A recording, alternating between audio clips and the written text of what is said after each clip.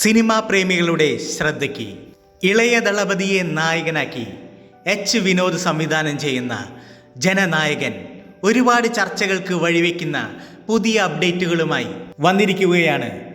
ഈ സിനിമയുടെ ചില രംഗങ്ങൾ ഭഗവത് കേസരിയിൽ നിന്ന് വ്യക്തമായ പ്രചോദനം സ്വീകരിച്ചിട്ടുണ്ടെങ്കിലും ജനനായകൻ ഒരു കോപ്പി കഥയല്ല, അടിത്തറയിൽ തന്നെ പൂർണ്ണമായും വേറിട്ടൊരു സിനിമയാണ്.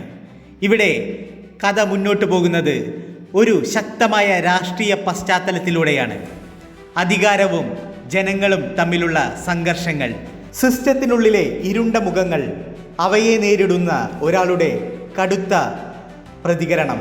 ആക്ഷൻ്റെ കാര്യത്തിൽ ഒരു സാധാരണ മാസ് സിനിമയല്ല, കൂടുതൽ ബ്രൂട്ടലായ ഫൈറ്റ് സീക്വൻസ്. ഓരോ അടിയും പ്രേക്ഷകനെ നടുക്കുന്ന തരത്തിൽ ഡിസൈൻ ചെയ്തിരിക്കുന്നു.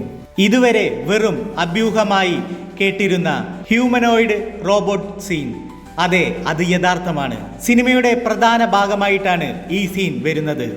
ടെക്നോളജിയും രാഷ്ട്രീയവും മനുഷ്യവികാരങ്ങളും കൂട്ടിയിണക്കുന്ന വളരെ വ്യത്യസ്തമായ നെറേറ്റീവ് സ്ട്രക്ചറാണ് ജനനായകൻ പിന്തുടരുന്നത്. ഇത് വെറും ഒരു ആക്ഷൻ സിനിമയല്ല, ഇതൊരു സ്റ്റേറ്റ്മെൻ്റ് ആണ്. ജനങ്ങൾക്കായി നിലകൊള്ളുന്ന ഒരാളുടെ ക്രൂരമായ പോരാട്ടത്തിൻ്റെ കഥ. ഇളയ ദളപതി വിജയിയുടെ അവസാന ചിത്രം.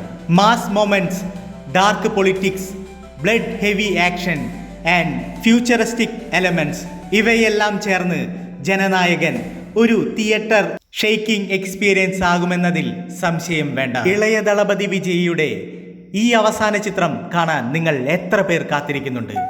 നിങ്ങളുടെ അഭിപ്രായം കമന്റ് ബോക്സിൽ എഴുതാൻ മറക്കണ്ട. ഇതുപോലുള്ള രസകരമായ വാർത്തകളും വിശേഷങ്ങളുമായി വരുന്നതുവരെ, this is golden pen signing off with fire. Hey, it's Golden Pen, you know the name. Click subscribe and join the game. Video shining like a gem, let's make memories again.